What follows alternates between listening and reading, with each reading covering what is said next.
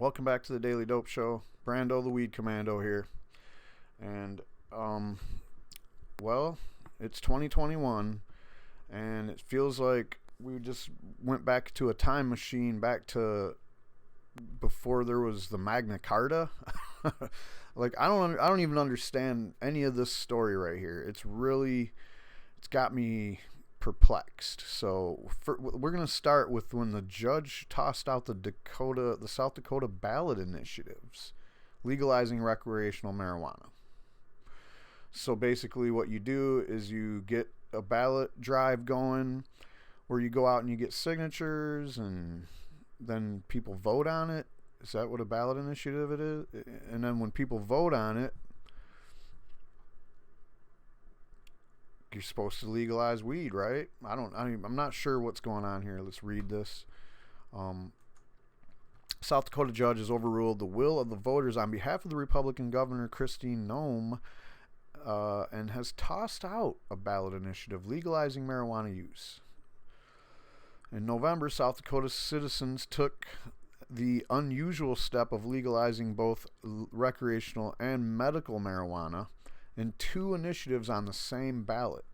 Constitutional Amendment A, which passed with a 54% of the vote, allowed for recreational use and created a licensing system to establish, manage, and tax legal commerce. Some law enforcement leaders in Nome opposed legalization, and rather than accepting the will of the voters, went to court to try to block it. Nome even paid the legal fees for the challenge from a highway patrol superintendent and sheriff, meaning that taxpayers were both paying to both defend via the state attorney general's office and attack the constitutional amendment. How fun is that? On Monday, the Sixth Circuit Judge Christina Klinger ruled that Constitutional Amendment A did not follow the proper state process for approval and is therefore void. Why did it get approved? I don't get that part. There were two constitutional flaws, Klinger determined. First, by attempting both legalize marijuana and establish licensing and regulatory process, the ballot initiative violated rules that require an amendment focus only on a single subject. That is the subject. Should we regulate marijuana? And then, with these following regulations, that's one subject. It may appear that regulating marijuana could be seen reasonably as part of that single subject, but Klinger ruled otherwise, concluding that the inclusion of hemp is not germane, her word, to the subject of legalizing marijuana. And I don't know why she even brought that up, but anyway, setting civil penalties for violations of regulations are not germane to legalization. Yeah, it kind of is. If not, then it's going to be trusted to be done by other people later. So you want to make sure you put kind of what your intentions of punishment, if there is going to still be punishment or whatever, could still be. And that back to what she's saying, that the creation of professional marijuana licensing systems and tax systems are also not germane to legalization. Really? So you're saying you could legalize marijuana and just not worry about the rest of it? I don't understand that part. You're just asking if we should legalize marijuana with these stipulations, that it be regulated like this. Let me just do an example. The ballot initiative could say, would you like to have marijuana regulated in the following manner? You have to be 21 to buy it. The tax is going to be this. And, that seems to me like the question. It's not two questions. And in 2021, it's one question, because the question of whether you're going to legalize marijuana or not is a no-brainer. If you're not on board with that, you don't have any business being in the government, because basically most people want marijuana legalized, even in a shithole like South Dakota. North Dakota, South Dakota, both of them have been just vehemently opposed to any efforts by the people to legalize marijuana for the last 5 years, and it's getting ridiculous. Are you guys part of a democracy? Is this a free country, or is this a fascist dictatorship? What are you running over there? I thought you Republican types were for freedom and liberty. What does any of this have to do with freedom or liberty? I mean, how is being a pro prohibition, a liberty position anywhere, any time of the day on any political compass. It's not there. It's just ridiculous. I can't believe anybody would take these people seriously. This has to be overturned, what they're doing. There's no way that this is an American thing or a legal thing or a constitutional thing. This is just absolutely absurd. And yeah, I'm going to go back on my tirade about how right-wingers in the government, Republicans, are not your friend on legalization. They never have been. Name one that is. And when they are, they usually come out because it's just like absolutely like corny. Like, oh, this is a biblical thing to do. Okay, cool. Well, whatever you want. Just be on the side that most people in this country are, or you're starting to look a little bit like a dictator. All right? So now, outside of that, this straight up fascist dictator here is telling you that even if your representatives in the Congress of South Dakota decide that they want to legalize marijuana, forget about it. It's not happening. And by the way, that medical marijuana that you guys want regulated, we're not going to do that, even though that's supposed to be getting done right now. We're not even going to bother doing that. We're going to kick that can down the road. We're going to pretend like my name isn't Governor Christie, Nome, but it's just Governor Chris Christie, that guy that wouldn't let you do medical marijuana under his watch while he was governor, even though they passed it and all that. This is what your Republicans are. They're garbage. They're absolutely garbage. You see me on Twitter talking shit about the Democrats all the time. That's because they too are garbage. And if you're a libertarian and you still was like, oh well, whatever, I'm going to go vote for Republicans every time since no libertarians are ever on the ballot, you're a piece of shit too. You're just as bad as Kristi Noem. You're not a libertarian if you're voting for people like Kristi Noem. How could that be possible? She is a dictator, a fascist dictator. A libertarian is not.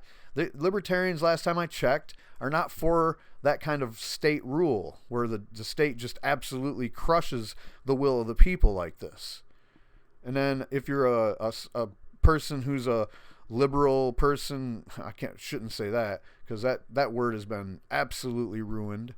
But if you're somebody that believes in liberty on the left, you absolutely should not be voting for those authoritative dictators, the Democrats. That would make you a complete hypocrite, voting against your interest. Stay away from the ballot booth voting area. If all your choices are these two dictator fascist parties and people like Kristi Noem, who comes in there with a smile and, oh yeah, I'm your friend, and she pretends like she's for liberty by not forcing lockdowns and mask mandates and stuff. But this is not proof of liberty. That's just something she did because she felt like doing it, because she has a constituency who helped her rise to power that are screaming for that. Well, the constituency that's screaming to legalize marijuana, whether they helped you rise to power or not, can definitely help you get out of power. Because 54% is good enough to say that next time this comes around and after what you've just done, you're going to get voted out of office. I'm pretty sure of that. If not, South Dakota just has a serious problem, and maybe this is just a reflection of the further sentiment of the conservative vibe in South Dakota. This dictatorship type stuff, as far as I know, doesn't really translate into something that anybody wants to have in their government. When the people are like, hey, we're going to get together and do something like a ballot initiative, and then she strikes that down, that's one thing. But this is even more absurd, I think, almost. I mean, it's not, because 54% of the voters approved of this ballot initiative. And they do this all the time with ballot initiatives, which is why I say that by doing this next thing she's trying to do is even a little bit more absurd. The ballot initiative fight in places where it's allowed, which is most states, you can go to any place where they passed one. Michigan, you can go to Colorado, you can go to Washington, you can go to California. Wherever you go and you find out that they passed a ballot initiative to legalize marijuana, which is a few states now, over a dozen, Every time. You can go back in the history of that and find out that they got their ballot initiative struck down at least 3 times. That happened here in Michigan at least 3 times. I was involved with it every time. Dates all the way back to the 80s. And this is just, so to me, this is par for the course on the ballot initiative thing. But when it comes to blocking her legislator, this is new territory. This is the kind of thing that you can't really do. You just, you gotta go through the processes. You can't preemptively scream, hey, if you guys do this thing, I'm just gonna not even touch it. I'm gonna let it sit there or veto it or whatever I gotta do. That's just absurd.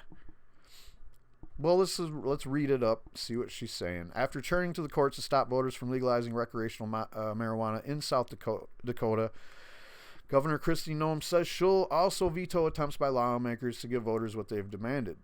Noem said on Thursday at a news conference that she would not be inclined to sign a bill legalizing marijuana if sent to her desk by state legislators.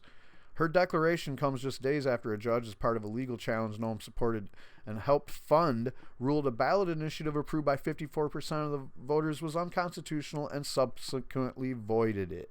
All that hard work just... And you know what? The thing about it is that's a legal challenge. So now you got to challenge that legal challenge, take it to a higher court, appeals, or wherever it goes, all the way to the Supreme Court if you have to, and you fight that. All right. And that's something that's but what she did here is she's just basically like some dictator would, just looking down on us like we're just a bunch of peasants, and our representatives are just these, goons over there in the corner, and she's just looking at our representatives with her nose turned up to them like, you dare pass some legislation to try to do this thing that these peons over there tried to do, and I'm just gonna laugh at it. I mean, this you haven't seen this kind of thing since the Gilded Age, the way these dictatorial, fascistic, government officials that we have from top to bottom, all the way down to the dog catcher now, are acting towards citizens. What is going on in America? Can anybody tell me what the hell's going on around here? Were we just letting the government just basically do whatever the fuck they want? I'm getting a little bit fed up with it, guys. So to be clear, and I'm glad I'm reading this out over at this Reason article. They've been pretty adamant about having a good opinion about this anyway. Unlike if you look at this on just about any other news station or news thing you can read, they really are kind of wishy-washy on how they feel about this. And I just don't understand that. And you got to go down to Kennedy on Fox News, and even her angle is a little bit wishy-washy. And she's not the most pro-weed person in the world, but she definitely is consistent when it comes to what qualifies as liberty or not, and how proper government procedure should work. I know she's at least okay on those things. Okay, so back to the article. So to be clear, Noem will listen to neither the lawmakers of South Dakota, who have the responsibility and authority to craft law, nor the actual citizens of South Dakota who voted in favor of legalization. According to the Associated Press, she's even trying to force delays in the implementation of the medical marijuana program, which was approved in September, or in a separate November vote, and has not been struck down. Medical marijuana is supposed to launch in July, but she's trying to get lawmakers to delay it until next year. That's some pretty undemocratic, uncharitable behavior from a woman who wants to call herself a supporter of liberty. In interviews with Fox News, about her resistance to adopt harsh mandates in an attempt to stop the spread of COVID, she seemed willing to acknowledge that there should be limits on her authority. All right, yeah, cool. That's what I was just saying earlier. Like, if she thinks that she can't be a dictator for this particular issue A, but over here on issue B she can be, I just don't understand where she's coming up with the litmus test of where it's okay to be a straight up dictator. Where is it okay to be a dictator? Huh? Can you answer that? And speaking of being a dictator and preemptively striking I'm just going to bunch this in with the other one because this also struck me as very un-American and very, this is kind of new. I mean, granted, when legalization looks like it's imminent in a place like Massachusetts, we'll just say, for example, all these counties and townships and municipalities will get together and be like, oh, well, we're going to make a rule that says no marijuana here, buddy. And they do that. They've done that in every state, but that kind of wears off after about a year or two when they miss out on all that good money and still have everybody in their town smoking weed, because just because you don't allow people to sell, grow, or, you know, otherwise manufacture marijuana in your town doesn't mean that they're not doing it anyway. And of course, it certainly doesn't mean that you're going to curtail the amount of weed smoking going on anywhere, ever, with your stupid rules. And if anything, you prove with making stupid prohibition rules that you just increase the amount of people that participate in the activity, because you now create another economy around it, where people that can't really participate in your bullshit economy, they find it easier to just go to that economy. And anyway, this is written by Kyle Yeager, and I should give credit to Scott Shackford, the one that gave us the gave us the dope on what was going on over there in South Dakota. And Kyle Yeager, one of my favorite people in the weed writing world, wrote this over at Marijuana Moment. Be sure to go there if you don't know about them. I don't know who would be hiding under how big of a rock you'd have to hide under to not know about them, but Idaho Senate passes measure to block marijuana legalization even if voters approve it on the ballot. So, you know, while you're scrambling around putting together your ballot initiative and it's costing hundreds of thousands of dollars or more, they're just going to be like, you know what? Go ahead. We're still going to there's no way it's going to be allowed. And let's look at how. The Idaho State Senate on Wednesday approved a resolution to amend the state constitution to prevent marijuana or other drugs from being legalized. Let's zoom in for the people in the back. In the House, if the House follows suit, the action could create serious complications for activists who are seeking to put cannabis reform measures on Idaho's 2022 ballot. The State Senate Affairs Committee approved the resolution along party lines last week, and the full chamber has now passed it 24-11. If it gets 2/3 majority in the House as well, it will be placed before voters on the midterm election ballot. The measure stipulates that the production, manufacture, transportation, sale, delivery, dispensing, distribution, possession, or use of a psychoactive drug shall not be permitted in the state of Idaho. It would make an exception for substances that are approved by the Federal Food and Drug Administration, but it would effectively kneecap efforts to establish a medical cannabis program that looks anything like those implemented in other legal states.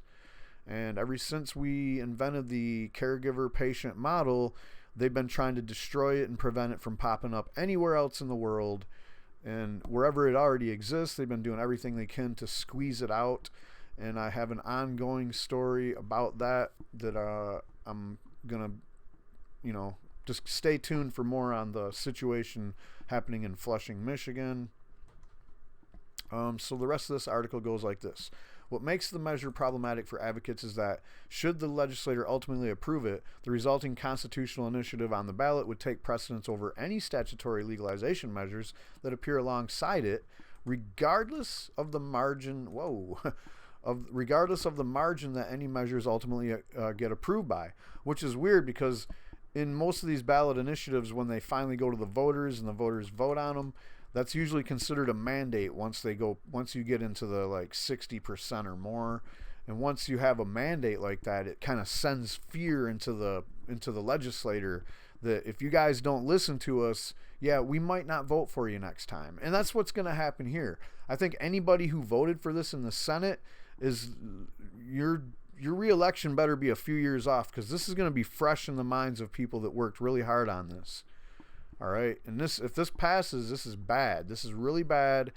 This is old news right now. It's a week old, so maybe it already passed. I hope not.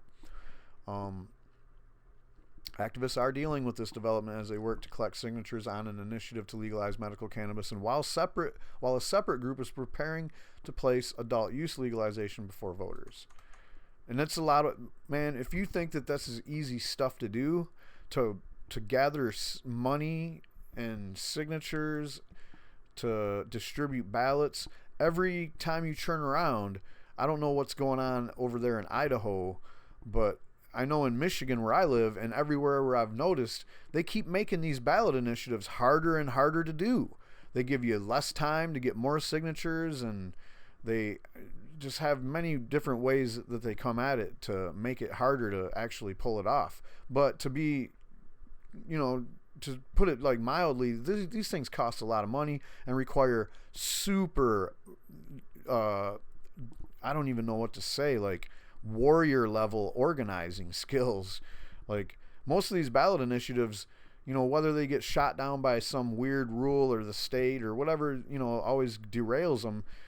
It usually takes about 3 or 4 attempts just to get the campaign accoladed with the way that you got to organize, because you have to. We're talking about a situation where you have to get like upwards of 10,000 signatures a day.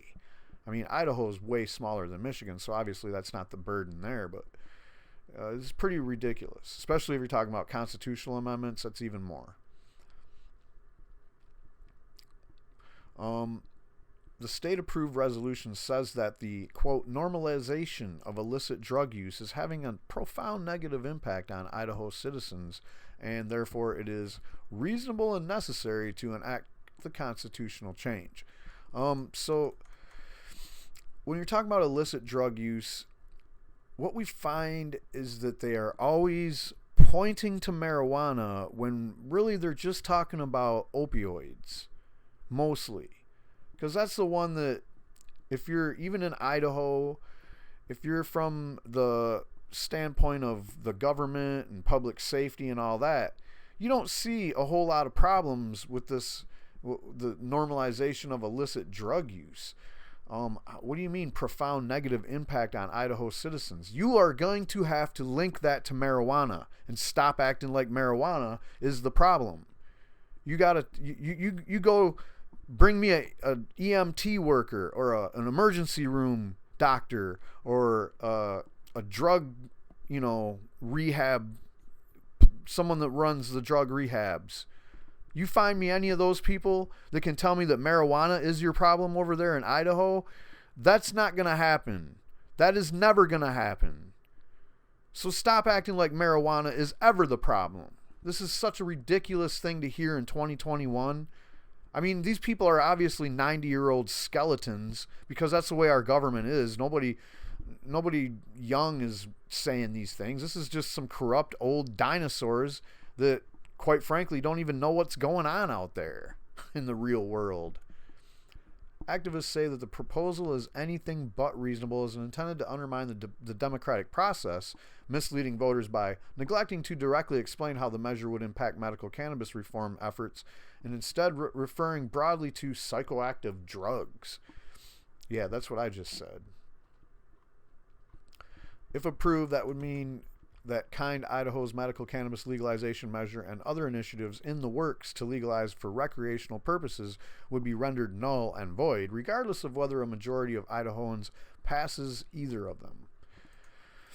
It's not just a resolution that could derail reform efforts.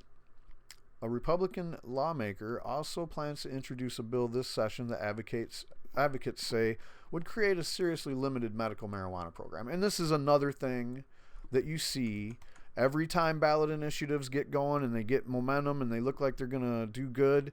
The legislator has the option to scramble around and write something that would be more favorable for them to be able to regulate than what we're trying to do, because we're always trying to do the most liberty possible. Freedom is the main goal with these things that grassroots efforts usually. I mean, I've seen a lot of them that look like they were written right up by the lobbyists.